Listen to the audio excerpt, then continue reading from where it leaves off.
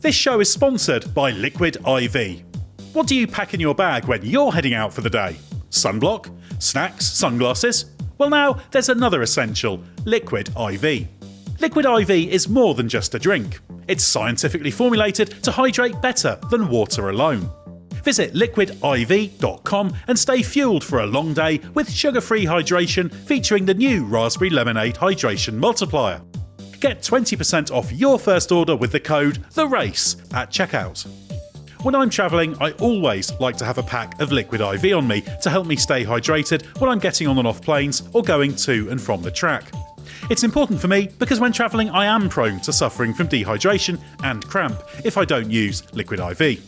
Just one stick and 16 ounces of water hydrates better than water alone. It has 3 times the electrolytes of the leading sports drink, plus 8 essential vitamins and nutrients that turn ordinary water into extraordinary hydration. From acai berry and lemon lime to pina colada, there are a wealth of flavours to choose from, and they are always non-GMO, vegan, gluten-free, dairy-free and soy-free. So get ready for a long day with extraordinary hydration from Liquid IV. Get 20% off your first order of Liquid IV when you go to liquidiv.com and use code THERACE at checkout. That's 20% off your first order with code THERACE at liquidiv.com. The NBA playoffs are here, and so is the Athletic NBA Daily. Need a fresh, fun take on last night's action? We've got every dunk, buzzer beater, and game-changing play covered. Join Dave DeFore, Zena Queta, and Esperahini Monday through Friday for fast recaps. And join me and Alex Spears Saturdays for Saturday Slam and Jam with playoff trivia and some big-time vibes. All the playoff intel you need, faster than your morning coffee. Listen on Apple, Spotify, YouTube, wherever you pod, we're there. The Athletic.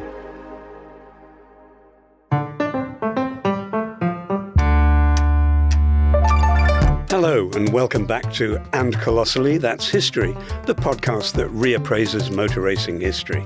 I'm Richard Williams and I'm joined as ever by Matt Bishop. And Matt, I've been excited about this episode for a while because it's about one of my favourites. One of your favourites, yes, and one of mine too, actually. That's right. In this episode, we'll be looking at the life and career of the great Jim Clark. And we'll be asking in particular whether he's not only the greatest, but also the quickest driver ever to have lived. That's rather a bold claim, I know, and of course it's impossible to prove. But over the course of this episode, we hope we'll lift the lid, especially for those less familiar with Clark, younger listeners perhaps, on what made him such a rare and special talent. Indeed we will. And I'd like to start, if you'll indulge me, with a bit of personal recollection. Go ahead. Thank you, Matt. I first saw Jim Clark on Easter Monday in 1959 at Mallory Park in Leicestershire. He was 23 years old and he'd come down to the meeting from Scotland, a complete unknown outside the world of club racing. I was 12 and it was my first motor race. My dad had decided to take us for a bank holiday family outing. My mum, my sister and me. Mallory was only about 25 miles from where we lived, over the border in Nottinghamshire, and he drove us there in his blue 1936 Rover 14 Sportsman's Saloon. A lovely car. Absolutely lovely car. Yep. Mallory was actually a former pony trotting track, but it was opened for motorsport in 1956. It was only 1.25 miles long, but it had some very interesting and quite challenging features. I was already extremely interested in cars and racing. My hero at the time was Stirling Moss, of course, and so to a degree was my dad. His dream car was an Aston Martin DB3, not the sort of thing he was ever likely to afford on the income of a country parson, which is what he was. More's the pity. All country parsons should have Aston Martins. More's the pity he couldn't afford it, not more's the pity that he was a country parson. Clarified. Yes.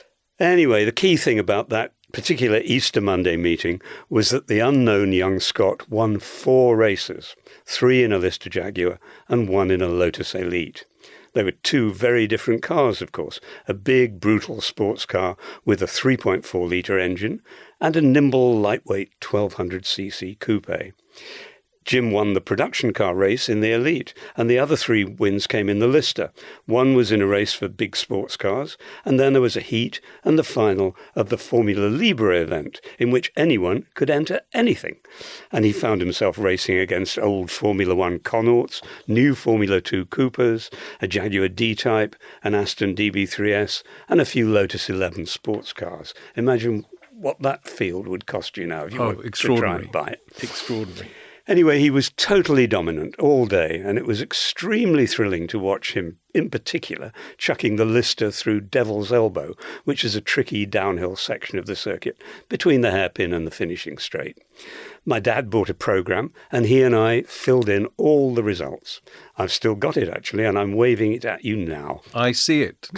And I remember telling my dad that night, with all the absolute certainty a 12-year-old can muster, that Jim Clark, although we'd never heard of him, would be world champion one day. Those are absolutely wonderful memories, Richard, and very prescient of you to pick out Jim Clark so early. Always did have an eye for talent. Yes, there you are. And I envy you being there that day. I mean, golden memories. Yeah. Anyway, those golden memories of yours remind me of a formative Jim Clark experience for my friend Peter Windsor, whose name regular listeners might recognise from our last episode about Williams's 1986 season and Frank Williams's accident. Anyway, in 1986, the year of that accident, Peter was the Williams Formula One team's comms and PR man, but he was and is also a journalist, a very fine one, actually, and he's probably the biggest Jim Clark fan there's ever been. Peter is an Englishman, born in England in 1952. Sorry, Peter, but it's true. But his family emigrated to Australia when he was very young, about 4 years old. The Windsors lived in Sydney, and Peter's father took him to watch motor racing at Warwick Farm a few times. Warwick Farm is in Sydney's southwestern suburbs. And in 1965, 12-year-old Peter saw Jim Clark win a Tasman Series race there in a Lotus 32B. If you ask Peter about that race now, he can speak for an hour about it, or more, without notes, and if you were to transcribe what he'd said, what you'd end up with would be an accurate, comprehensive and lyrical race report. Peter remembers everything about Clark, absolutely everything. It's funny, isn't it? Nice coincidence that although Peter and I first saw Clark in different years, we were both 12 years old at the time when we were absolutely captivated. Isn't that interesting? Yes. Impressionable age. He should be doing this podcast instead of me, really.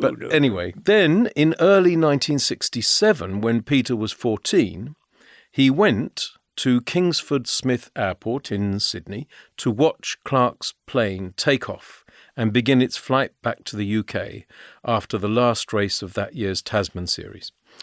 And after the passengers had all boarded, Peter hung around, watching the plane out of the window. Soon, to his surprise, he saw it stop taxiing away, then begin to taxi back to the gate. He waited, and sure enough, after a while, the passengers began to walk out of the plane and back into the airport. The flight had been delayed. Peter approached Clark for an autograph nervously. Remember, he's only 14 years old. And the great man said, "Plane's been delayed, son. Come and have a cup of coffee." So Peter was thrilled, of course, and he asked Clark all sorts of questions, the kind of detailed racing questions that an avid 14-year-old fan would ask of his hero. And Peter says that Clark answered them all, patiently and attentively. And then, of course, it was time for him to reboard his flight. And Peter has worshipped Clark ever since. Well, no wonder. No wonder. I mean, it's a nice story. And I could tell you 100 stories about Peter's devotion to his hero. He really should write a book about him, and I hope he does. Anyway, I won't tell you 100 stories, but I will tell you 2 more very short stories about Peter and Jimmy, as he always calls him, as though he were a much-missed uncle. The first story is that I remember about 25 years ago, Peter bought himself a Porsche Boxster. He's very proud of it, very nice car, and it was pale blue. And I said to him when I saw it, "Nice colour, nice pale blue." He replied, "Powder blue." not pale blue, powder blue, the same shade as Jimmy's Dunlop overalls at Warwick Farm in 1965. That's pure Peter. And the second story is that Peter always calls me Matty, not Matt, which no one else does. And I often wondered why. Then I worked it out. It's because Jim Clark had 4 sisters, Betty, Isabel, Susan and Matty. And that's pure Peter too. Sentimental old thing. Doesn't Peter actually own one of Jim's Lotus road cars? He does. Yes, indeed, he does. He owns Clark's 1967 Lotus Elan S3 fixed head coupe, to be precise. Yellow. Absolutely lovely car. Well, that's a proper fan for you, no question. No question. So I guess we should start to explain why James Clark, Jim to the outside world, and Jimmy to his friends, and Peter Windsor, inspired such a devoted following in the first place. And actually, had his parents got their way, he might never have been a famous racing driver at all. He was born in 1936 into a farming family, first in Fife, and then, when he was 4, they took over the Eddington Mains farm near Duns in Berwickshire, in the beautiful Scottish borders. 1,200 acres of land, mostly for grazing sheep and cattle. Indeed, and young Jimmy started driving the tractor on the farm as soon as his feet could reach the pedals, at the age of 10. For 6p an hour, by the way. He loved it. He couldn't get enough of it. 6 old pence, that would be. Yes, 2.5p. Yeah. It is, actually. So 6 old pence an hour. A tanner, we used to call them, didn't we? We did. Yeah, he loved it. He couldn't get enough of it, and he was always hankering to get behind the wheel of that tractor, and it certainly wasn't for the tanner. It wasn't for the money. It was because he loved the feeling of controlling a vehicle, even at 10. Yep. He was the youngest of 5 children and the only boy, and he was sent away to school, first to prep school in Edinburgh, and then to Loretto School in Musselburgh, one of Scotland's best schools. And there, according to one of his biographers, Eric Dimmock, the days began with a cold bath and a run and ended with a Bible reading. Not luxury. No. He wasn't very interested in formal education, although he enjoyed sport at the school, of rugby, cricket, tennis and hockey. And in the school holidays, his father took him to the local livestock sales and grain markets, on the assumption, clearly, that one day he'd take over the running of the farm, being the only boy. Exactly. So when he didn't show much interest in academic learning, his father took him out of school at 16 and he began working on the farm, at first as a shepherd. But, and this is a pretty decisive but, his father always had interesting cars, including a pre-war Alvis Speed 12. And Jim had started buying motoring magazines when he was still at school. And then his oldest sister's new husband turned out to have an old 3-litre Bentley of the sort that won at Le Mans in the 1920s. And sometime in the early 50s, Jim was taken down to Brands Hatch to watch his first motor race, and he remembered coming away with an autographed photo of Stirling Moss. That's interesting. And actually, occasionally, young Jimmy used to jump into his dad's Alvis and take it for a spin around the farm. He started doing that when he was 10 years old as well, again because at last he could reach the pedals. But he could only reach the pedals by sliding forward on the seat, which meant that his head dipped below the window line. So every now and then, in order to do that, he'd have to slide back up the seat to have a look at where he was going.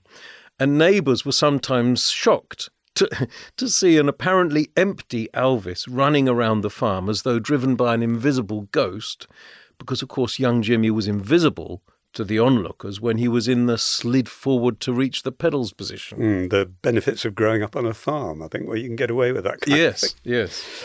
Near the farm, there was a circuit called Winfield on an old aerodrome, and it was so near that Jim could cycle over, and he used to go over to watch the Ecurie Cost team test the Jaguars that they were racing at Le Mans. And in 1953, he also went to Charterhall, another Scottish airfield circuit, to see Nino Farina, the first world champion in 1950, compete in the thin wall special Ferrari. That's a thing to have seen, isn't it? Certainly Farina is, yeah. in a thin wall. Yep, exactly. Yeah.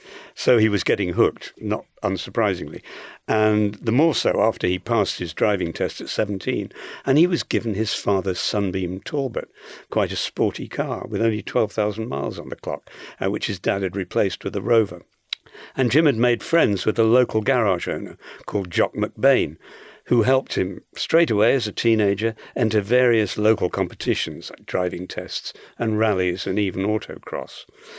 But he was still training as a shepherd, and his parents weren't at all keen on his racing activities. His dad was an elder in the local Presbyterian church, and he was pretty straight-laced. They'd banned him from owning a motorbike, although, of course, they didn't discourage his interest in tractors. No. And it was actually at a meeting of the local branch of the Young Farmers Club that he met another important figure in his career. This was a chap called Ian Scott Watson, who was involved with Jock McBain in a team called Border Reivers, Border Raiders, that means, a kind of rival to Ecuria Cos. He and Jim started competing in rallies together, but one day in 1956 they went up to an actual race meeting at Crimond in Aberdeenshire, yet another old airfield. I should actually mention that Peter Windsor once bought an ex-Ian Scott Watson Lotus Elan as well, on the basis that Jimmy had once driven it. Sorry, gobsmacked. Anyway, when they went up to Crimond, they were in Scott Watson's DKW, an unusual German saloon, I don't know if you remember them, with a 3-cylinder 2-stroke engine and front-wheel drive. They both practiced in the car, and they discovered that Jim, who'd never raced before, was 3 seconds a lap quicker. I mean, that's a serious margin, obviously. It sure is. Yeah. And he came last in the race, but that was only because he didn't want to bend his pal's car, and he was so inexperienced. But later in the year, he did win a race in it back at Winfield, and then 2 more in the Sunbeam Talbot. The following year, Scott Watson swapped the DKW for a Porsche that had belonged to the bandleader and racing driver Billy Cotton. Remember him? Yes. And Jim used it to take a couple more wins.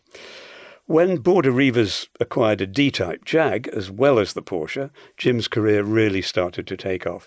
In 1958, he took part in 42 races at 17 meetings, winning 20 of them, and people were starting to take notice. They were, and I think we should mention a significant race here, which took place during the Boxing Day meeting at Brands Hatch in 1958, the year you were talking about, when, driving a Lotus Elite for the first time, Clark, 21 years old at the time, finished second to Lotus boss Colin Chapman, the man who'd later launch him to superstardom, and that was in a 10-lap GT race. And while having a pee before the race, Clark overheard Chapman and Mike Costin, who was also in an Elite, talking about flipping a coin to decide which of them would win the race. But actually it was Clark who was leading when a back marker spun in front of him, allowing Chapman to snatch the win. It's a good point to dwell on just for a second, because people tend to think of Chapman only as one of the most iconic team bosses of the 1960s and 1970s in Formula One. And of course he was that. Absolutely he was that. But he was also a very, very good driver. Perhaps good enough to do well in Formula One, inside the cars as well as outside them, if he decided to go down that route. But anyway, Richard, do you think Chapman recognised Clark's talent straight away that Boxing Day at Brands Hatch in 1958? Yes, although actually he'd already noticed him a couple of months earlier at an informal test session at Brands, when Jim did a few laps in the front-engined Lotus 16 single-seater, that very beautiful front-engine car that looked a bit like a miniature van wall. But Chapman definitely wrote Clark's name down for future reference after the Boxing Day meeting, and he underlined it when Jim carried on winning in 1959 with both the Elite and the Lister Jag. With you watching? With me watching, yep. Yeah. And in June of that year, 59, Clark went to Le Mans for the first time, teamed up with John Whitmore in an Elite entered by Border Reivers but supervised by Chapman. Whitmore was also a farmer from Essex, and to go back to that day at Mallory in 1959, the first thing I saw on arriving at the circuit were bits of pale blue fiberglass flying into the air. Whitmore and Clark, in their 2 Elites, had got tangled up during the morning practice session, and Whitmore came off worse. In fact, his car had to go home on a trailer. But, as he told me many years later, he'd already noticed Jim's talent Quote, "He was a second or so quicker than me, and I thought, this chap's good," unquote. They became very good friends, to the extent that Clark was soon being invited to use Whitmore's Mayfair flat, just off Park Lane, as a regular pied-à-terre in London. And they'd have done very well together at Le Mans if they hadn't had trouble with the starter motor. It kept overheating, and they had to change it at every stop. So after spending a total of 2.5 hours in the pits, they were only able to finish 10th. But Chapman was impressed, nevertheless, and for 1960 he offered Jim a seat in his Formula Junior team, driving one of the new Lotus 18s, the first rear-engined Lotus, with a lightweight chassis suitable for Formula One as well as Formula 2 and Formula Junior. Imagine that today. Extraordinary. And Jim won his first 2 races in the car at Goodwood at Oulton Park, and he was on his way. To get him into his Formula One team, Chapman had to beat Aston Martin, who were in their second unsuccessful season in F1. Their team manager, the veteran Reg Parnell, had made Jim an offer which he was on the brink of accepting when Chapman came along and gazumped Aston. Jim had driven Aston's front-engine Grand Prix car, and he enjoyed it very much. It was a very powerful car. He liked that feeling. But when he tried the Lotus 18, he knew that he was being given a chance to step into the future. Interesting car, that DBR4, wasn't it? DBR4, yeah. And because probably about 3 years too late. If it had been in 55, it might have been as good as a 250F. Exactly, which is what it looked like also. Absolutely. It was a lovely car. No, it would have been useful. It was just years too late. Exactly. Chapman and Clark became very close, and it would be the partnership that defined Clark's career and provided Chapman with the driver who could best exploit his brilliant and very innovative designs. And before Clark, he'd had Graham Hill, Cliff Allison, Alan Stacey, John Surtees and Innes Ireland, all of them seriously good, but none of them quite blessed with the genius that Chapman spotted in Jim. Something about Clark's touch at the wheel suited the delicacy of the Lotus single-seaters. He was quite small, only 5'7", and lightly built, and that helped. He could handle big and brutal cars, but giving him one of Chapman's Lotuses in the 60s was like handing Yehudi Menuhin a Stradivarius violin. Yeah, that's a very nice analogy. And if I may say, you say that they became very close, Clark and Chapman, and they did. And according to some of the Lotus guys at the time, they were almost inseparable. I mean, for many years, and this is extraordinary, I think, now, to modern ears, but for many years they used to share a twin room in the hotels they stayed in for Formula One Grand Prix. I mean, just imagine that. Just imagine Fred Vasseur and Lewis Hamilton sharing a twin room at the Monaco Grand Prix. Can you imagine that? Okay, it was a different era, and money was tighter in Formula One than it is now. But you'd still think that Chapman and Clark could stretch to a room each. But no, they often didn't. I think they liked to talk about racing together well into the night. It's funny, in all sorts of sports, room sharing was common, like rugby teams go, on Lions. Cricket, football teams. They often, I guess, to save money, but also a bit of camaraderie. Yes.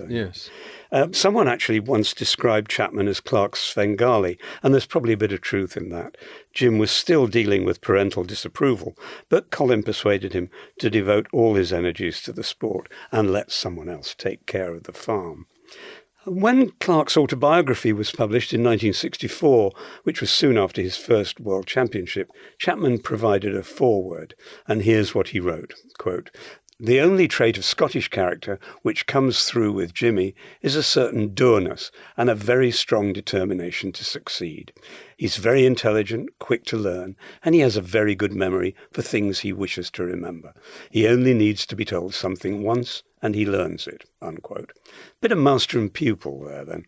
And they were very different characters, a modest fellow from a rural background who found it very difficult to make decisions out of the cockpit, teamed with a sophisticated, risk-taking extrovert. Two geniuses in their contrasting ways, and you have to say how well the chemistry worked. Yeah, Clark's inability to make decisions was legendary. When he went into a cafe, apparently, and ordered a breakfast, and the waiter or waitress asked him whether he wanted tea or coffee with it, he'd apparently reply, "Tea. No, coffee. No, maybe tea. Yes, tea. No, make that coffee." He used to drive his mates mad. And on his way from London to his home in Scotland, which journey he'd driven dozens of times, probably hundreds of times actually, there was apparently a fork in the road quite near his home in Scotland, with an orchard in the gap formed by the fork.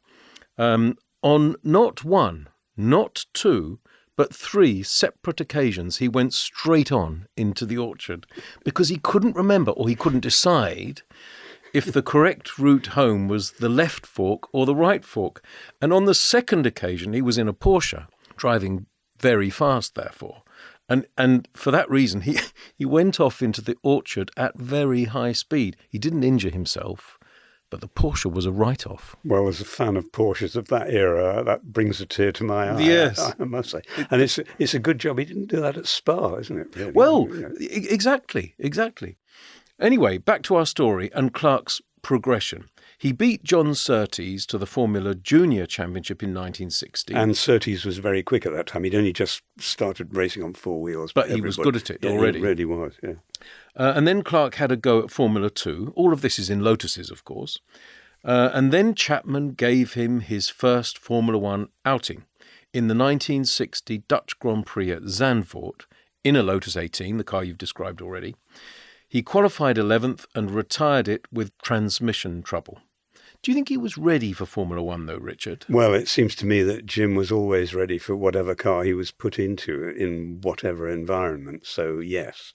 But his second Grand Prix, 2 weeks later, was such a harrowing experience that afterwards he almost gave up motor racing for good. It was in Belgium, at the daunting Spa-Francorchamps circuit, which in those days was 8 miles of sweeping public roads. He didn't actually like Spa anyway, because on his first visit there for a sports car race in 1958, the brilliant Archie Scott Brown had been killed in a Lister Jaguar. This time, for the Grand Prix 2 years later, Stirling Moss crashed heavily in practice and hurt himself when a drive shaft broke on his Lotus. Mike Taylor was taken to hospital when the steering column broke on his Lotus. Then the Cooper driver Chris Bristow was killed in a crash with Willie Mares's Ferrari during the race itself. And Alan Stacey, yet another ill-fated Lotus driver, was killed after he was hit in the face by a bird, which made him lose control and go off the track, and his car somersaulted into a field and caught fire. Bristow's accident struck Jim particularly hard. He was first on the scene of the crash, and when he got back to the pits after the race, his car was spattered with blood. So of the 5 Lotus drivers entered, 1 was dead, 2 were badly injured in hospital, a 4th in his island had been badly shaken up by a spin and a crash, and only Clark was left running in 5th place at the end. I was, he said, driving scared stiff pretty much all through the race. Deary me, look, I think I should say at this point, one of the unfortunate aspects of our podcast, and Colossally, that's history, or Colossally for short, as we call it, is that we have to talk about death so much. But it's because racing was so very, very, very dangerous back in the day. Perhaps young Formula One fans have never, well, certainly young Formula One fans have never had to cope with the shock of watching, or even merely hearing about or reading about, as we did, Richard, one of their heroes being killed in action. And thank God for that. But in the 1960s and 1970s, it was not at all uncommon. And yes, as you say, in the 1960 Belgian Grand Prix at Spa, not 1 but 2 drivers were killed. Chris Bristow on lap 20 and Alan Stacey on lap 25. Imagine that, just 1 and then 5 laps later, another. Bristow was decapitated and Stacey was burned to death. Just awful. Absolutely awful. Anyway, you say Clark almost gave up racing at that point, Richard. So what do you think made him carry on? Well, here in his own words, here's how he explained it in his autobiography. When a thing like this happens, you vow that you'll never take part in a motor race again. You just want to get as far away from a car as possible. Then your mind begins to function again, and slowly everyday things start to crowd their way back. I don't think I'm callous, but I have somewhat been blessed by a bad memory for such things. A day later, you feel a little better. 3 days later, and you're packing your bags for another race. You keep telling yourself that you must overcome emotion, but at their height, your emotions can wield great power over your body and your mind. You can make rash decisions, and you have to live with them until you regain your self-control. You don't initially realize what everyone in such a predicament should realize. No matter how you feel, you still have to come back to reality and the living world. It's quite a thoughtful couple of paragraphs, isn't it? Extremely. I think he was a thoughtful guy. And he had an unusual temperament for a racing driver. He was a nail-biter. He worried a lot, obsessively. And he liked keeping himself to himself. He could be brusque, even rude, with outsiders. He detested newspaper journalists, for instance. He couldn't see the point of them, although he had a bit more time for the specialists from the motoring magazines. So he'd have liked me better than you then, mate? No. I was a fan before you. You're the man from The Guardian. Anyway, he devoted page after page of his autobiography to the shortcomings of newspaper journalists, didn't he? Yes, he did indeed, and why not? Outside the cockpit, he was terminally indecisive, as you say. I like the stories you told a few moments ago about the tea and the coffee and the fork in the road in Scotland. And here's what his pal Sir John Whitmore told me about him, remembering the times he put Jim up in his London flat. Quote, "He was so difficult because I'd say, let's go out to eat. Which restaurant do you want to go to? And he'd always say, it's up to you. I'd say, shall we go to a movie? And he'd say, yes, but you choose. He'd never make a decision until he got into a racing car." I'm surprised, as you said earlier, I'm surprised he remembered his way around the longer circuits, Nürburgring and the old Spa. But clearly he did, because he won there often enough, particularly Spa. Anyway, he did carry on racing after that absolutely awful baptism of fire at Spa in 1960, and he carried on racing extremely quickly too. So, in 1961, now in a Lotus 21 rather than a Lotus 18, his first full season of Formula One, he bagged his first podiums, finishing third at both Zandvoort and Reims.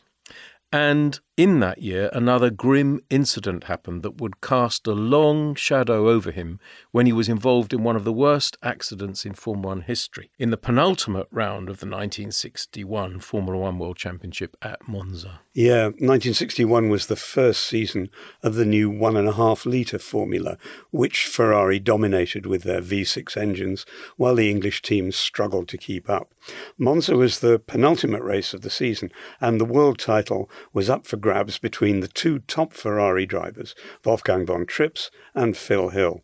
It was also, I remember very well, one of the few races broadcast live on the BBC, in black and white, of course. Ferrari had 5 cars entered, and Clark knew that his only chance in an underpowered 4-cylinder Lotus Climax was to get a good start and try to slipstream them around the circuit, which used the banked section that year and of course had no chicanes in those days to hinder slipstreaming. He got his good start, but 4 Ferraris had gone past him by the time he came towards the end of the second lap. The 4th of them was von Trips. Jim kept up with him as they came down the back straight to the Parabolica, the last corner, and he intended to duck out of the slipstream and get past him again on the outside as they prepared to brake. But as he did, he found the Ferrari moving across towards him. Here, again from his autobiography, is how he described what happened next. "Everything happened at lightning speed. We touched wheels, and oddly enough, I had a split second in which to think about the accident before it actually happened. I thought, God, he can't do this. I remember mentally trying to shout at him, to look in his mirror and see me. I had the brakes on hard by now, and I just couldn't do anything, for he was braking hard too. My wheels started to lock, and I left black marks, but I was too close to the edge of the circuit, and I couldn't go on the grass, because we were doing between 140 and 150 miles an hour at that time, and at that speed, you just can't go on the grass. As he came across, I just couldn't get out of the way. Taffy's car..." To be clear, in case anyone listening doesn't know, Wolfgang von Trips' nickname was Taffy. Yeah, it was indeed. So back to Clark. Quote, "Taffy's car shot off the road and into a fence, which the crowd were leaning on, before bouncing back onto the circuit, leaving the driver lying on the grass. I remember jumping out of my car and running over with a marshal and trying to drag Taffy's car back off the track, but there was a race still on. But even then, I realised there was nothing I could do for Taffy, and I didn't really want to go over to where he lay." Unquote. And 15 spectators were killed, along with Von Trips. And of course, this being 1961 and things being very different in those days, the race carried on to its conclusion, with Phil Hill winning the World Championship. Extraordinary to modern ears. Yep. Fingers were pointed and legal action was threatened. 15 spectators had been killed. But it wasn't until a year later that Clark returned to Italy and was called in during practice for the 1962 Grand Prix at Monza for a 3-hour interview with the police, during which he made a statement. And it was still rumbling on a year later. And after returning from Monza in 1963, he gave a press conference in London. This is what he said. "As far as I can see, they're just out to try and pin the blame on someone, and I'm the handiest person around. My conscience is completely clear on the question of whether it was my fault.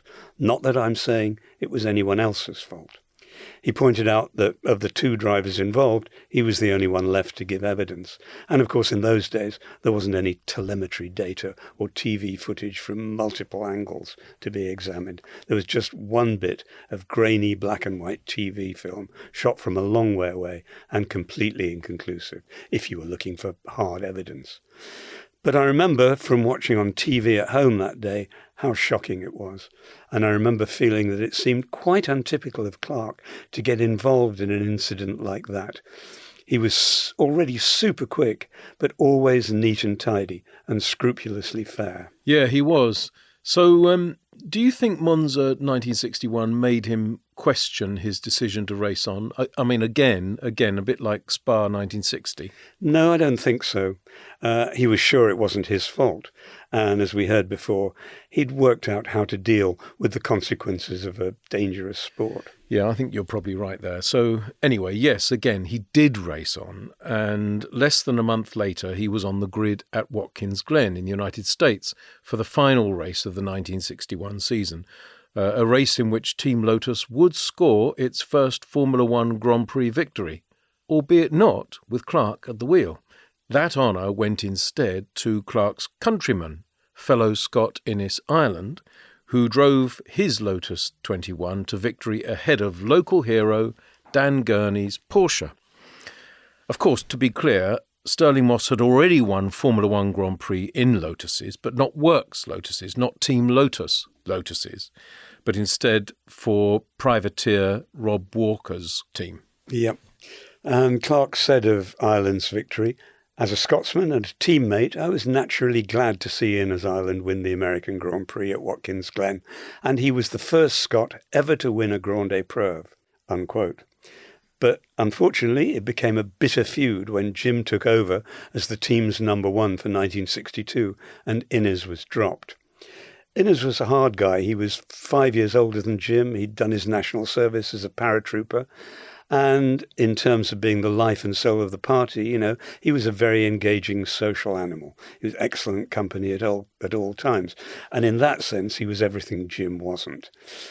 But the news that there was no longer a place in the team for him was broken very undiplomatically by Chapman, and he never really got over it. No, he didn't. Absolutely, Chapman nailed his colours to the mast there. Jim Clark was going to be Lotus's number 1 driver for 1962 and thereafter. And let's be honest, that would prove to be a fantastic decision by Chapman. And that feels like a good time for our first break.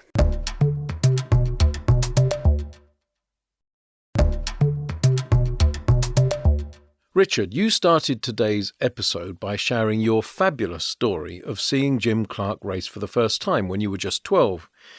So I was wondering whether you'd like to open part 2 with your recollections of seeing Clark race for a second time, because I know you saw him on a number of occasions, actually.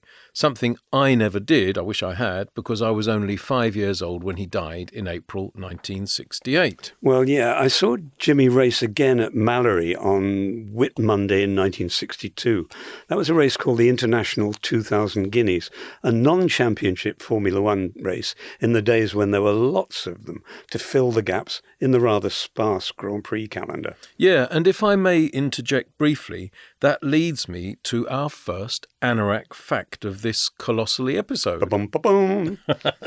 Younger listeners may well not realise quite how many non-championship Formula One races there used to be back in the day. For example, in the year we're talking about, 1962, there were only 9 World Championship status Formula One Grand Prix, of which Clark won 3, but there were no fewer than 20 non-championship Formula One races, of which Clark won 5. Anorak fact. Yeah, it was a good thing in a way because it gave a lot more people a chance to see Formula One races in a less pressurised environment. It did. Wish they still had them. Anyway, Jimmy took pole position at Mallory on Whit Monday in 1962 in a Lotus 25, beautiful little car with the new Climax V8 engine. 51 seconds for the 1.3 mile circuit.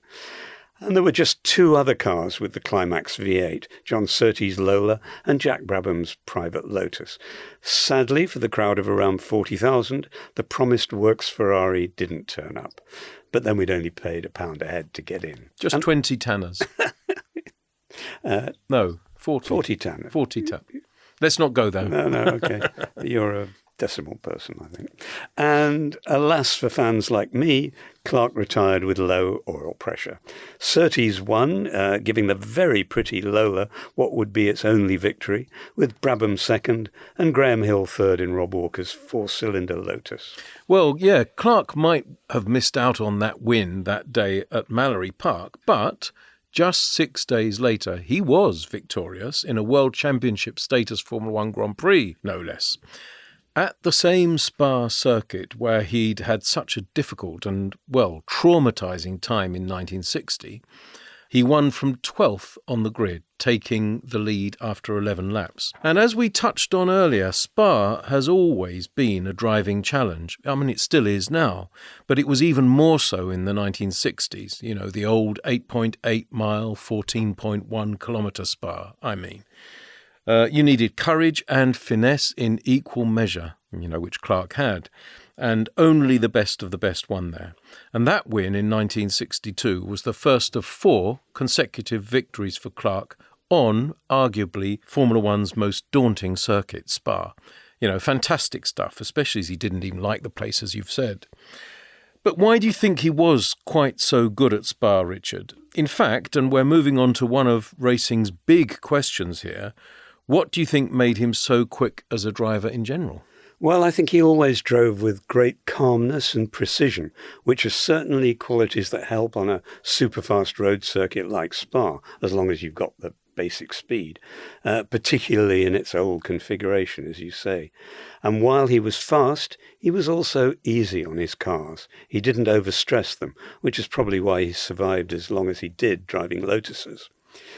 He could put fear out of his mind, and he wasn't a show-off, which would help, although he could be spectacular, as he showed when he was driving Lotus Cortinas in saloon car races, usually cornering with one wheel off the ground and giving the crowds a thrill. Brilliant footage to see now, isn't it? It is, yeah. There are lots of opportunities to look at that. And he was also brilliant in the wet, and of course it often rains in the Belgian Ardennes. That Spa win was the first of the 3 you alluded to in 1962, not including his non-championship F1 race wins. The others were at Aintree in the British Grand Prix and Watkins Glen in the US round of the series. So he finished up second in the championship behind Graham Hill in his second full season. And Graham had 4 wins, so between them they won 7 out of the 9 rounds. Jim retired with mechanical problems in 4 of the 6 races he didn't win, and he'd started from pole position in each of those 4. Yeah. When I asked you what you thought made Clark so quick as a driver, I honestly think you nailed it. The things you said about his calmness, his precision, his brilliance in the wet, and the way he nursed his cars instead of caning them. All that I think was spot on. But I'd also like to offer another view here, if I may, also super positive, of course, and including some observational insights as to how he conjured his speed, including not only a bit about his technique, but also a description of his indefatigable determination. And it's not from me, it comes from L.J.K. Setright, whom you probably remember, do you? I certainly do, yes. Yeah. I was an avid reader of Setright. Of Setright, yes. Well, I was a colleague of his. I worked with him on Car magazine in the early 1990s. He was the magazine's star writer, already a certain age then, and long dead now, 20 years dead now. And I was the young features editor. Anyway, this is what Setright wrote for Car magazine after having attended the 1966 Monaco Grand Prix, obviously long before I was working for Car. And to listeners who've never read Setright before, I commend his elegant prose style to you. You'll see what I mean. Quote, "It was the first year of the 3-litre Formula One, but the best that Lotus could do for the world's greatest driver was an old Lotus 33 fitted with a 2-litre Climax V8. A nice engine in a beautiful car. But, pitted against a largely 3-litre field, could Clark honestly be seen as having the superior equipment that was so often supposed to account for his superior performance? Not a chance. But there he was, on pole position. When the flag fell, he shot away, intent as ever on establishing such a lead as would deter or dismay those compelled to follow him. Then, all of a sudden, he was going nowhere, and the field rushed past. His gearbox had stuck in bottom gear. Eventually, it freed, and he set off in pursuit. I was watching from the infield, standing at the very apex of the old gasworks hairpin. Monte Carlo streets are not the easiest on which to overtake, but Clark was doing it time and again, quite often as he hove into my view. I found that I could actually hear the car's brakes being applied, and I noted that Clark was starting his braking at about the point where most of the others were finishing theirs. Progressively, he would ease his brakes on, all the way to the apex of the corner, at which point he would throw a pout of the lower lip as he switched his right foot from brake to accelerator and went hounding off after his next victim. How many he dismissed that way I cannot recall, but there was no question of anything unfair. His racing manners were always impeccable. After 60 of the scheduled 100 laps, he was up to third, at which juncture, just as he was approaching my corner, the Lotus's rear suspension broke, and it wobbled to the outer edge of the track, and retirement. Say not the struggle naught availeth.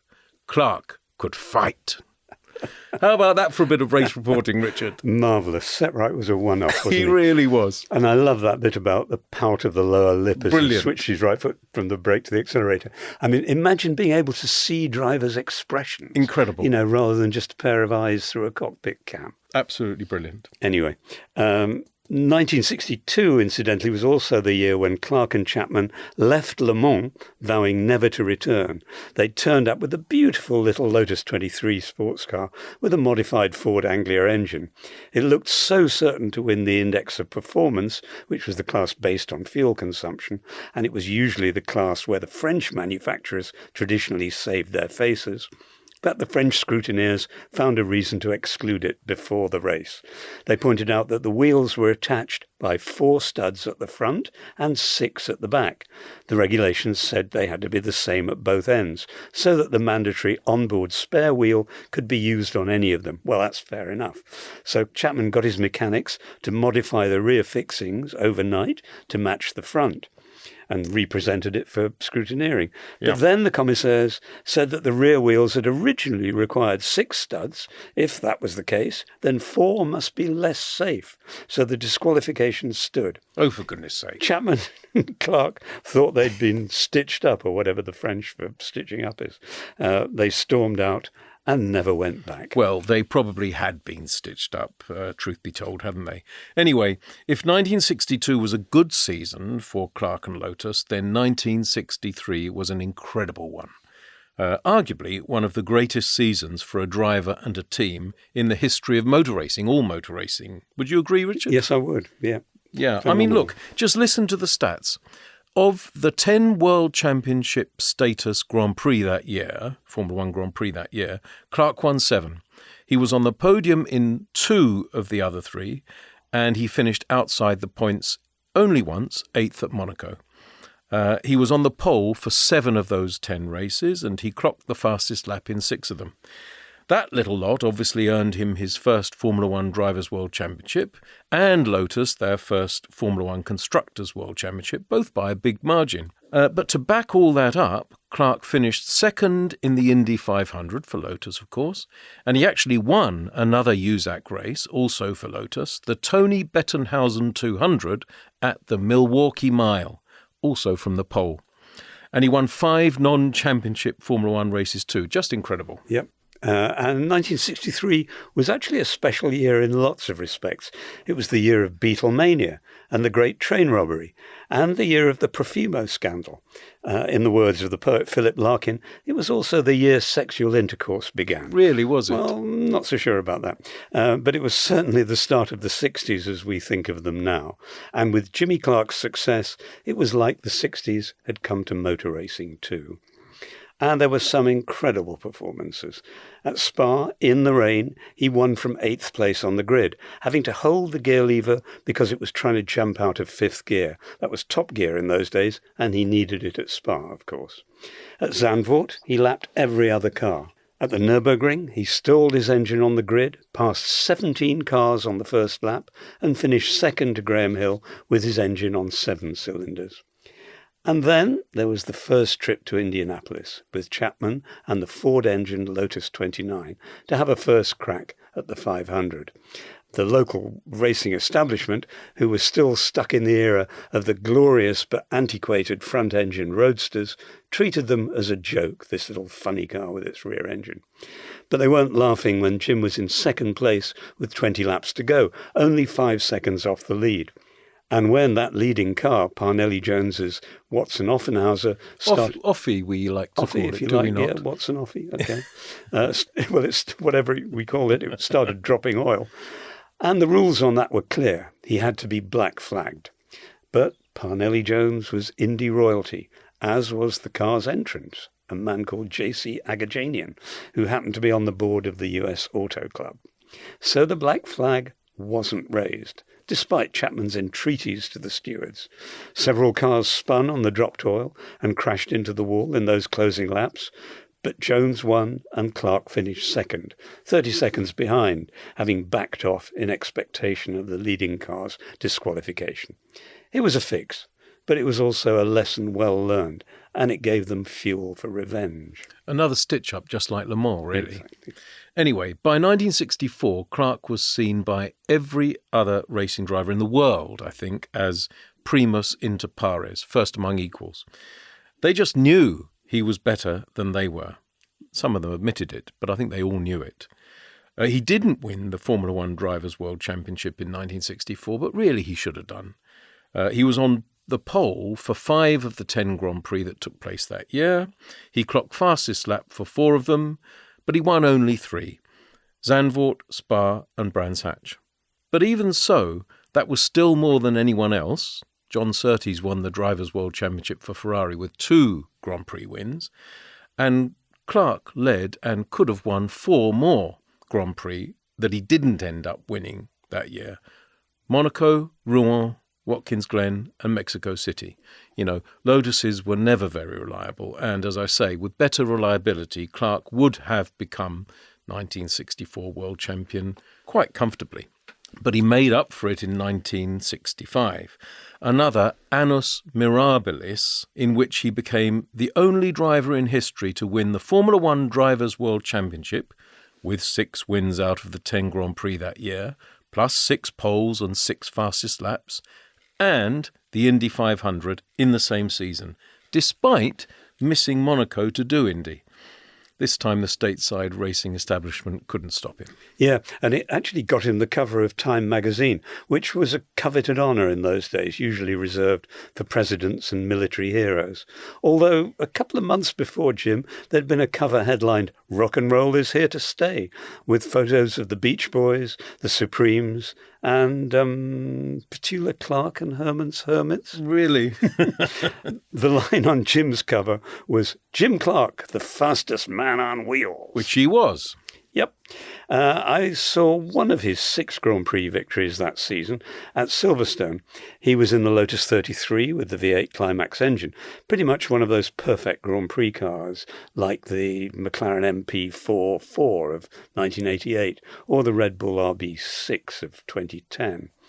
He didn't have it quite his own way at Silverstone, in the sense that although he started from pole, he wasn't actually the first into Copse Corner, which was what you would now call Turn 1. Turn 1. That's where I was standing, and actually it's still where I always stand at Silverstone, even though it's no longer Turn 1. And it was quite a shock to see Richie Ginther's V12 Honda leading into the right-hander. That was the first time a Japanese car had led a Grand Prix. Anorak fact, please. Yeah, I don't come up with many of those, but I will that is one. I will claim that one. But it didn't last. Clark went past Ginther on Hanger Straight on that first lap.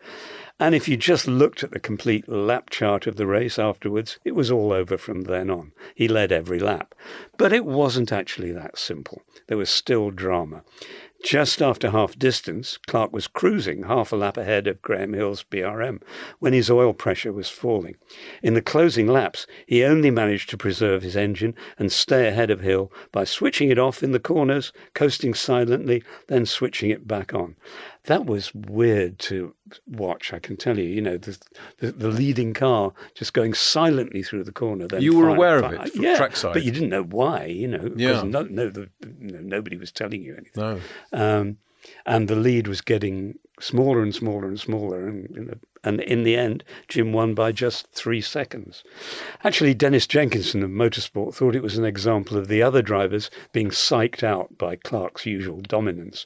Here's what he wrote, quote, "Graham Hill worked up to a grand finale of setting a new lap record on the last lap, but it would have been more impressive if he'd done that more times and earlier in the race," unquote.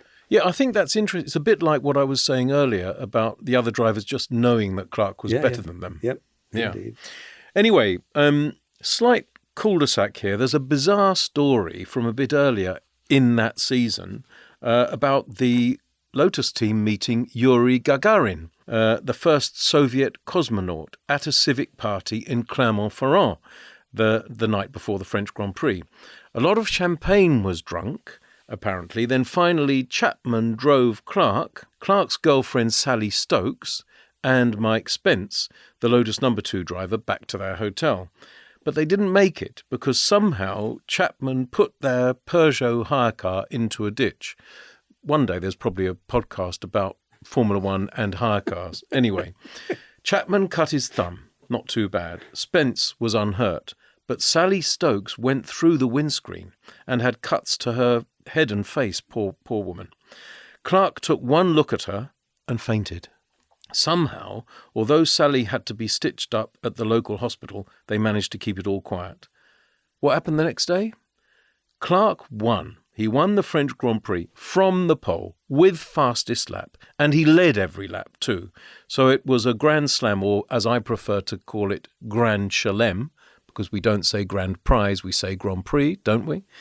The most dominant way a driver can possibly win a race. And that brings me to another Anorak fact. Ba-bum. You'll have to bring your trumpet next time. I will. Anyway, although he started only 72 World Championship status Formula One Grand Prix and finished far fewer, owing to Lotus's legendary unreliability mainly, he scored 8 Grand Chelems in his Formula One career. That's the record still now. Next up is a man you may have heard of, dear listeners, Lewis Hamilton, with 6. And I think that's yet another statistic that absolutely underlines Clark's brilliance. Yes, indeed, Matt. But your mention of Sally Stokes brings up another aspect of his legendary indecisiveness outside the cockpit, and that's the toll it took on his private life. He liked women, he liked them very much, and they were always throwing themselves at him, and often he took advantage of the opportunities. But Sally Stokes was a bit different. She lasted quite a long time. She was a model, a bit of a Jean Shrimpton look-alike, if you're old enough to know what that means. Well, I think I am, at 62, old enough to know what that means. And didn't Clark pose with Jean Shrimpton for a magazine ad for the Ford Corsair? Yeah, he did, and a very handsome couple they made. They were actually photographed by the great David Bailey, Shrimpton's ex-boyfriend. Anyway, Sally Stokes was with Jim for several seasons. She'd actually set eyes on him for the first time at the same Mallory Park meeting that I went to in 1959, but it was a while before they went on a date, and that was actually set up by her friends John Whitmore and his wife. They went to the London premiere of Cleopatra, starring Liz Taylor and Richard Burton. That's how long ago it was. And all their friends assumed they'd get married, as did Sally. It was a bit like Paul McCartney and Jane Asher. If they'd made it down the aisle, the whole world would have cheered and breathed a sigh of relief. But Jim kept avoiding the issue, wouldn't make a decision. And eventually she gave him an ultimatum, at which point he suggested that she'd be better off getting married to someone else. So she did. She married Ed Swart, a Dutch driver who raced sports and touring cars, mostly Abarths. And eventually they went off to live in California, from where she stayed in touch with the Clark family and never had a bad word to say about her former boyfriend. That's interesting. Anyway, let's move on to 1966 now, if we can. The first season of the 3-litre Formula One.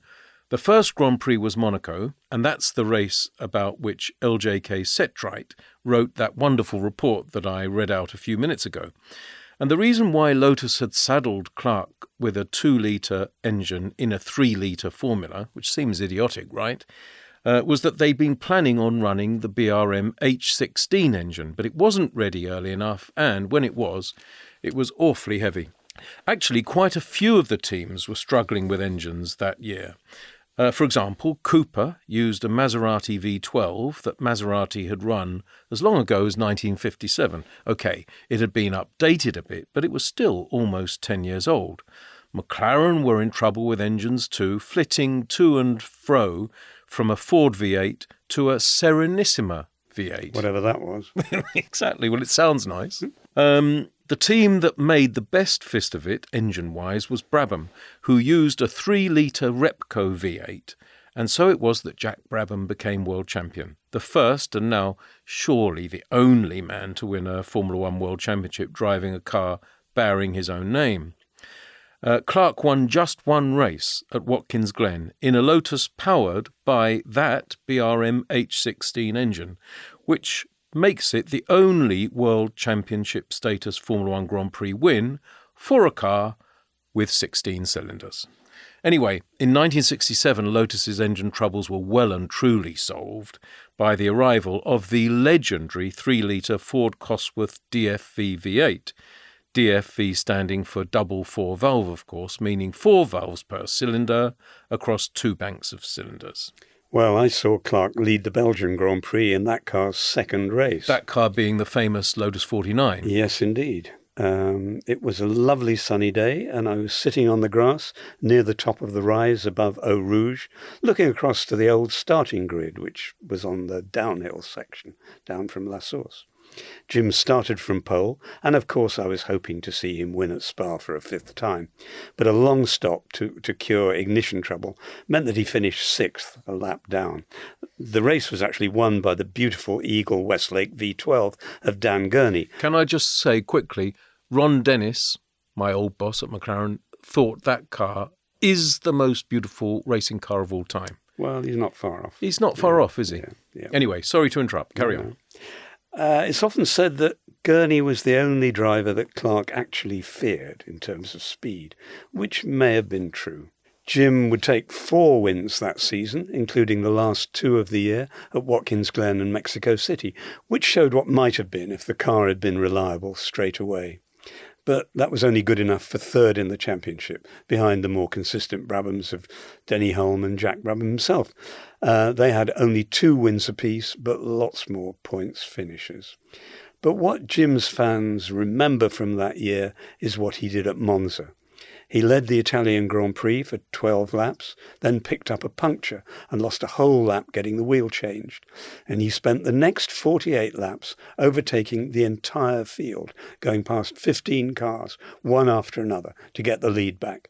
And he was about to win when he started to run out of fuel on the very last lap, because he'd been charging so hard, I think. And he was overtaken by Surtees and Brabham.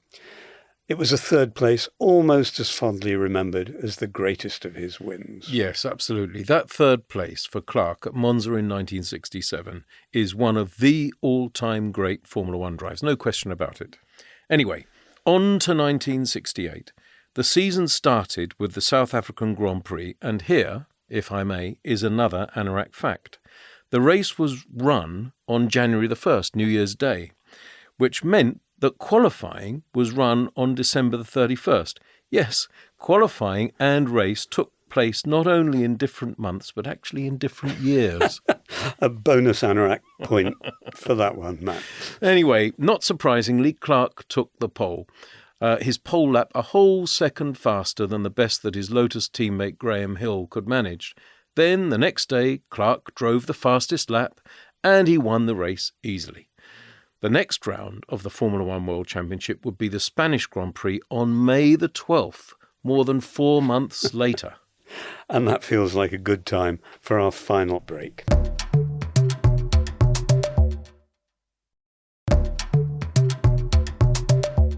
For motor racing fans of a certain age, the date April the 7th, 1968 is burned into the subconscious, just as May the 1st, 1994 is burned into the subconscious of slightly younger motor racing fans. Richard, do you remember where you were when you heard the news that the great Jim Clark had been killed in a Formula 2 race at Hockenheim on April the 7th, 1968? Well, quite honestly, Matt, I don't. It was a Sunday, so I think I was probably at home.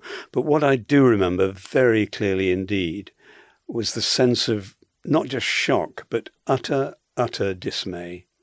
And it was all the greater because he was the one you never expected it to happen to. He was at a level above everybody else, and that made him seem invulnerable. That was an illusion, of course. And a bit like Senna a quarter of a century later, I guess. Another of those days when following motor racing ceases to feel like an innocent pleasure. Yeah, that's well put, I think.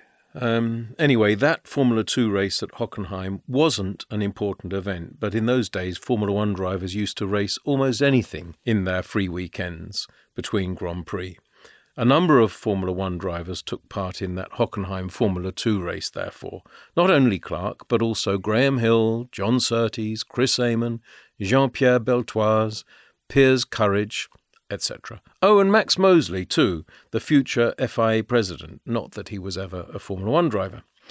And here, if you'll indulge me, is a truly remarkable story, I think, because just over 30 years later, on August the 2nd, 1998, to be precise, which was the date on which that year's German Grand Prix was being run, also at Hockenheim, an hour before the warm-up. Do you remember race morning warm-ups, Richard? Certainly do. What a good thing they were. They were. Anyway, an hour before the warm-up, I walked from the paddock to a spot near the first chicane to pay my respects to the memorial monument to Clark that had been placed there, a small stone cross near where he breathed his last. Anyway, when I got there, I saw something that I really didn't want to see. Sitting on the cross itself, were two bleary-eyed, beer-gutted and scarlet-clad oafs. Sorry, but they were oafs. Each wearing a Decra-branded cap. Do you remember them? Yep. Each sipping a can of Warsteiner beer. Schumi fans, obviously. All around were crisp packets, cigarette butts, Warsteiner empties, and more dozing drunks. And I was incensed, and I summoned up my courage to say, "Get off that." At first there was no reaction. "Get off that," I shouted again. Eventually they complied, mumbling and chuckling. I tried to pay my respects as I'd planned, but it was hopeless. The drunks were too close by, and they were still mumbling and still chuckling. Soon I gave up and walked, the 50-odd metres to the first chicane itself. the Jim Clark curve, as it was called, which is where I'd been planning to watch the warm-up from. On my way, I passed a marshal's post and some marshals. "Scottish?" one of them asked me. I was a bit surprised. "No, English, British," I replied. And then he replied, "British, like Jimmy. I saw you at the cross." Then, after a pause, he added, "I saw him die." And there and then I decided to interview this 60-something marshal for F1 Racing, the magazine I was editing at the time. So I asked Darren Heath, our photographer, who was standing nearby, to take a portrait pic of him, which he did. His name, I remember it, was Winfried Kolb. Grey-haired, chubby, and he told me that he'd stood at Marshal Post number 16 on most race days since 1965. I won't read the entirety of the interview I did with him and which I published in F1 Racing because it's too long for a podcast, but here are some of the things I wrote about what he said. So these are all quotes from the Marshal. Quote, "I remember April the 7th, 1968 so well. I was a big Jimmy Clark fan. Me and my friends were so excited that he was coming to Hockenheim for the Formula 2 race. In our opinion, he was the greatest. There was no chicane here in those days, just one long curved road, a tunnel carved through the forest, with trees each side no more than a metre from the trackside. We were disappointed that Jimmy wasn't on the pole. He was a few rows back, car trouble, perhaps tyre trouble, we heard. But he was here, at Hockenheim, at our track, which had never staged a Formula 1 Grand Prix in those days. At the start, it had stopped raining, but there were still puddles everywhere. I remember that Kurt Achrens was leading, from Henri Pescarolo and Jean-Pierre Beltoise. Visibility was terrible. Spray everywhere. They passed my post at maximum speed, which for a late 1960s Formula 2 car was about 250 kilometres per hour, or about 155 miles per hour. To my surprise and disappointment, Jimmy wasn't moving up. Then, as the cars came by for another lap, I looked to my right, and I saw the nose of Achrens' Brabham, the nose of Pescarolo's Matra, the nose of Beltoise's Matra, and then the number 1 on the side of Jimmy's Lotus. It all happened so quickly. The back end of the car snapped to the left. Jimmy's hand went up to correct. The car slid broadside towards the side of the track, the left side, where my post was. There was a lot of spray, but I could see that the Lotus was heading for a tree. One big tree among all the other trees. And I could see that there was no way Jimmy was going to be able to avoid it. The car hit the tree, side on, and it broke into 3 pieces. The engine and gearbox flew about 80 metres along the low wall that spectators could stand behind there. The front part disintegrated and slid down the tarmac, and the cockpit part, with Jimmy still inside, ended up on the left-hand side of the track. Jimmy's head was still on one side. I was frozen. It looked so bad. In those days you didn't have doctors at every post like you do now, so I had to radio for one to come. All the cars had sped past. The track was empty. Everything was quiet. I ran to Jimmy. It took me about a minute to get to him, and the doctor arrived by car a few seconds after me. There was no movement in the cockpit. I looked at the doctor, and his face was grim. He was bending over Jimmy. Suddenly he said, "He isn't dead." I remember that moment so clearly. I looked down the track, waiting for the ambulance, and then I saw it coming. I didn't dare to hope. They put Jimmy in the ambulance, and it drove away. No way was the accident Jimmy's fault. No way. That part of the track wasn't difficult. Flat out, but easy. I'm sure it was a blown tyre. The left rear, I think. I waited for news, and soon it came. Jimmy was dead. The field flew by again, now Beltoise ahead, and they all rushed past the debris in a ball of spray. Well, all except Graham Hill, Jimmy's Lotus teammate, who was running near the back. He looked in his mirrors, he went down through the gears, he slowed to walking pace, he stared at the debris, and he shook his head. I could see the shock on his face. Then he accelerated slowly away.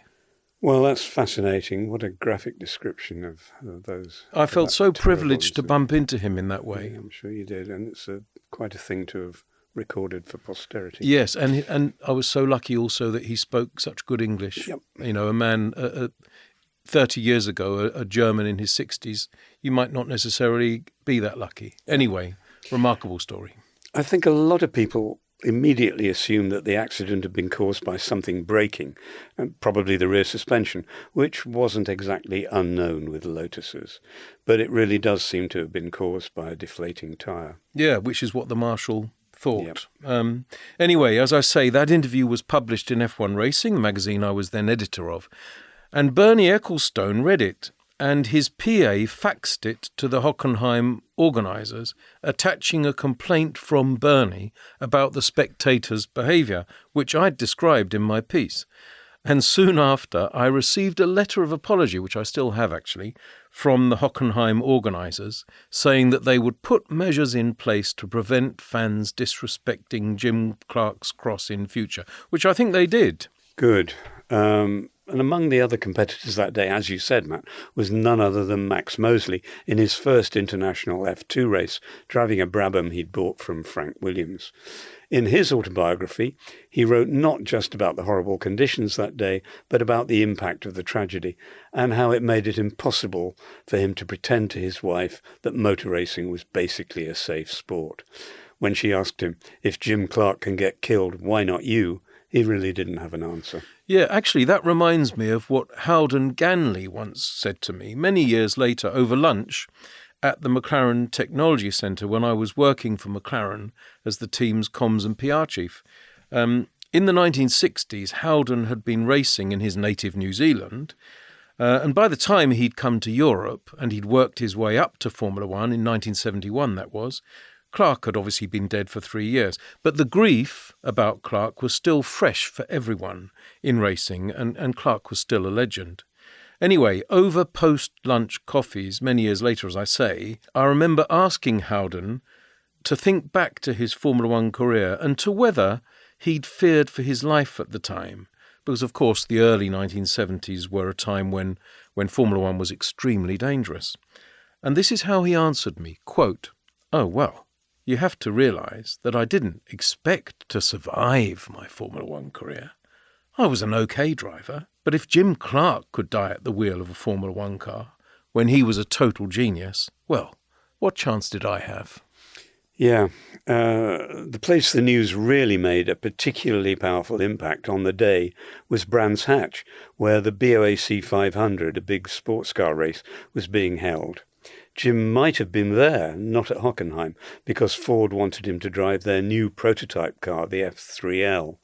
But he told them that Colin Chapman wanted him and Graham Hill to do the F2 race at Hockenheim, and Lotus was always his priority. Chapman was probably also thinking that they had a new sponsor, Gold Leaf Cigarettes, in whose red and white colours the cars were now painted, and who had to be kept happy. But everybody who was at Brands that day remembers the awful sensation as the news went round. Eric Dimmock, who was the Guardian's motor racing correspondent at the time, wrote a biography of Clark, a very good one, and this is how he described the mood in the Brands Hatch press box. A sensation of incredulity, of incalculable grief, descending like a pall. Jim Clark had died of a broken neck. Motor racing almost died of a broken heart. That's very well put, isn't it? Yep, he was good, Dimmock. Matt, Jim was just 32 when he died, and he showed no signs of wanting to give up. How many more titles do you think he might have won had he survived? Well, quite a few more, probably, but obviously we'll never know. And you could ask the same question about Ayrton Senna, who incidentally rated Clark as the very greatest. But isn't it strange to think that if Clark had raced on in Formula One to the age of, 40, and why shouldn't he have, he would have been racing against the next generation. You know, drivers like Emerson Fittipaldi, Ronnie Peterson, Niki Lauda, James Hunt, Mario Andretti, Carlos Reutemann, Jody Scheckter, etc. And how do you think Colin Chapman was affected by losing his great champion? Well, Chapman went missing for a while, didn't he? For example, he didn't even attend the next Grand Prix, the Spanish Grand Prix, which, by the way, Graham Hill won for Lotus, a very plucky performance indeed, and eerily but impressively similar to his son Damon's equally plucky Spanish Grand Prix win for Williams shortly after Senna had been killed at Imola in 1994. But anyway, Richard, what do you think Clark might have done in retirement? Well, would he have gone back to farming? That's the big question. His father had passed the Eddington Mains farm on to him, and he'd certainly have continued to be its custodian, but I think he'd have got somebody else to run it for him and stayed in motor racing in some capacity. Perhaps Peter Windsor. Yeah, exactly. Might have ended up as a farmer, yes. Custodian farmer. Clark had become a lot more cosmopolitan in those last years, more outgoing and sociable. Some of that reserve was breaking down, even though his last few years were somewhat darkened by a long battle with the British tax authorities. In those days, high earners were expected to pay 90% of their income in tax, which Jim didn't see as reasonable. Big money was coming into the sport by that time.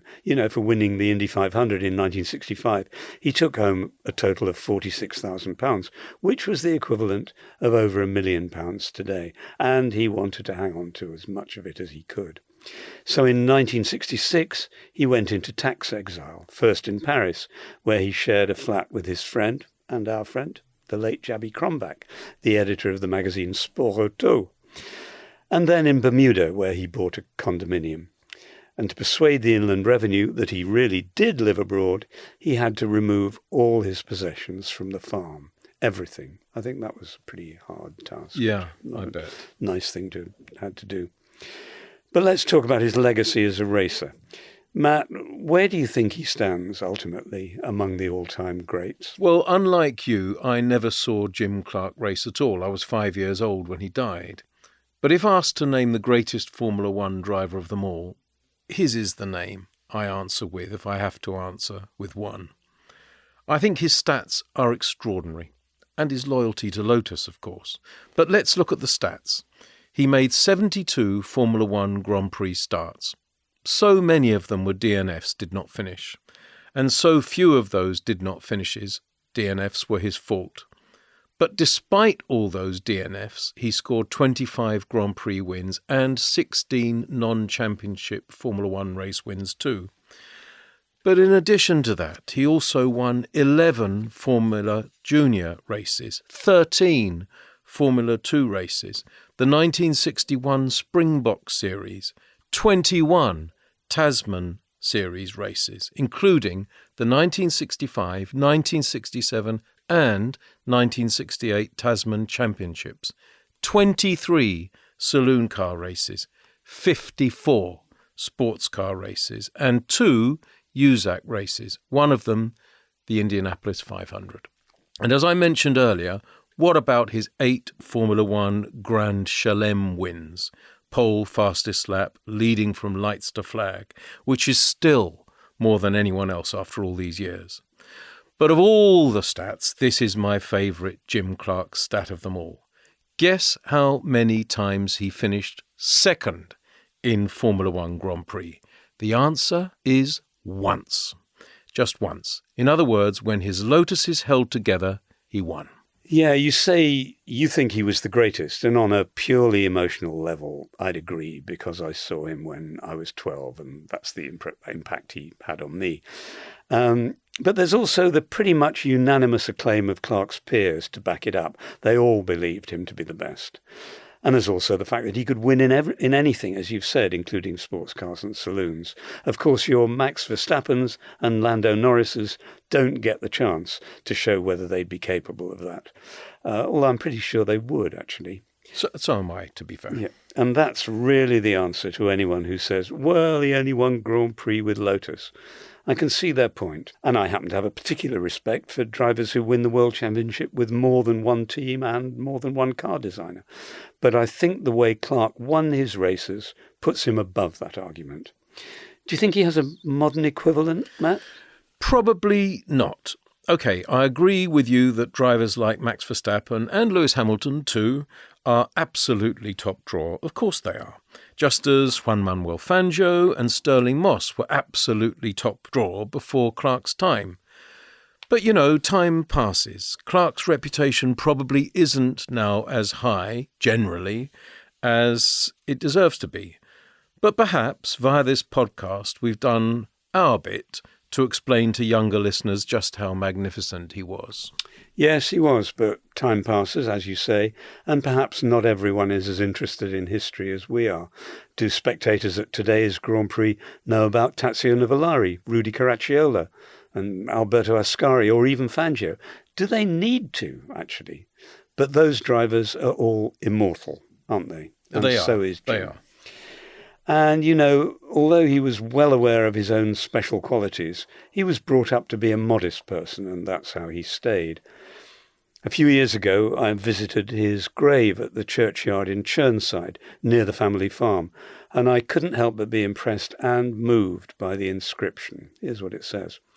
In loving memory of Jim Clark, OBE, farmer, Eddington, Maine, Churnside, and of Pembroke, Bermuda, world champion motor racing driver 1963 and 1965, winner of 25 Grand Prix races, Indianapolis 500 winner 1965, first freeman of the borough of Duns. Farmer first, then world champion motor racing driver. I think we can all respect that, even if it's not quite how we saw it. Indeed we can. Absolutely we can. And that feels like a good place to say, and colossally, that's history, and wrap up our episode on the great Jim Clark, one of motorsport's immortals. So let's get into our questions section now, where we answer a couple of questions about last week's topic, which happened to be Williams' 1986 season, when Frank Williams suffered his devastating road car accident, but survived to see his team win the Constructors' Championship. I should say, don't worry if we don't get to your question in this episode. There's still a chance we'll answer it in our end-of-season question and answer episode, which will be available exclusively for the Race Members Club. But more on that in a moment. Yes, so let's get into it. And the first question comes from Michael Sanderson. He asks, were there any vultures waiting in the wings to buy the Williams team in the event that it couldn't continue under Frank Williams and Patrick Head's ownership? Well, I have to say, I don't remember any talk of that at the time, Nor do in I. the aftermath of Frank's accident. I mean, their partnership at that time was so solid. And, I think to have entertained the idea of selling part of the team would have been to entertain the suggestion that Frank wasn't going to recover and wasn't going to be taking a further part in the team. And 15 years later, they had a partnership with BMW who wanted to buy the team then, and they refused that at the time. And it took a while after that before the team began to pass into other hands. But in the 80s, no, I don't think there was any. Nor do I. I agree with you. But I also think that perhaps Mr. Sanderson's question implied that would that have been the case if Frank had sadly succumbed? And if that is what he also implies in his question, my answer to that is, well, Patrick Head was the co-owner. I think he had 30% and Frank had 70%. Yeah. But he still had 30%. And look, Patrick was no one's fool. Patrick would have stoutly defended and continued running the team in the way that he and Frank always had. So actually, I don't think there were vultures, or at least if there were vultures, they didn't have an earthly. No, and I think Patrick, had that happened, Patrick would have continued with the full support of Ginny Williams, Frank's wife, and her 70%. Anyway. Absolutely. Our second question today is from Tim.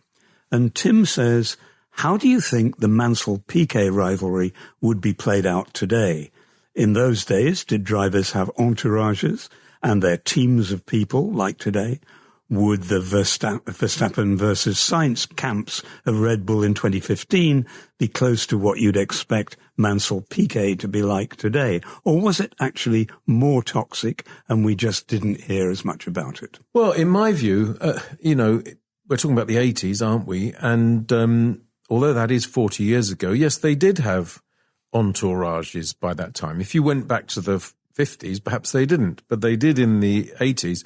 And the question includes the word toxic. Was it actually more toxic? No, nothing is more toxic than Nelson Piquet.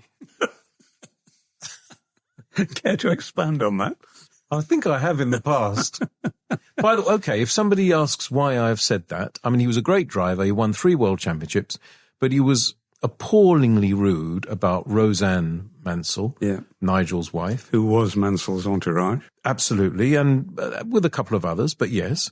And he was appallingly rude about Ayrton Senna, and he was appallingly, more recently, rude about Lewis Hamilton. Yep. If you'd like to ask a question about Jim Clark, just head to patreon.com/therace and sign up to the Race Members Club. It costs about the same as a cup of coffee each month, and you'll get all the Racers' shows, including ours, ad-free, plus bonus shows and loads of other benefits. And if you don't have a question for the show, but you'd still like to drop us a line, you can get in touch via podcasts@the-race.com, or you can drop us a line via social media. I'm at the BishF1, and Richard is at rwilliams1947. So that's it for this week. Until next time, with thanks to our producer, Johnny Reynolds, and to you for listening, it's goodbye from me. And it's goodbye from him. And colossally, that's history. The Athletic.